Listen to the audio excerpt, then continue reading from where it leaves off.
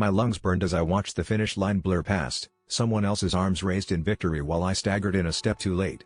For months, I'd poured every ounce of energy into training, picturing this very moment ending in glory. Instead, I felt the weight of failure crash over me, drowning out the roar of the crowd and leaving only the sting of disappointment behind. I wanted to disappear, blend into the track, and forget the race had ever happened.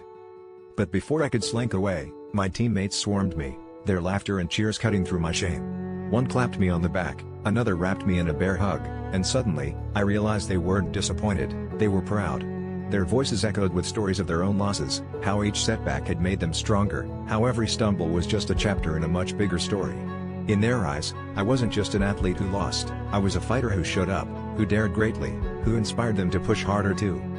We celebrated together, not the win, but the grit it took to cross that finish line at all. Later, when we replayed the race, laughing about awkward starts and near trips, I saw myself not as the loser, but as part of a team that showed up for each other, no matter the scoreboard. I realized then that the real victory wasn't in beating the competition, but in the love and loyalty that surrounded me at my lowest. Losing that race hurt, but it taught me something a medal never could. True triumph isn't about the outcome, it's about the people who lift you up when you fall. And sometimes, the strongest finish line you'll ever cross is the one where you're not alone.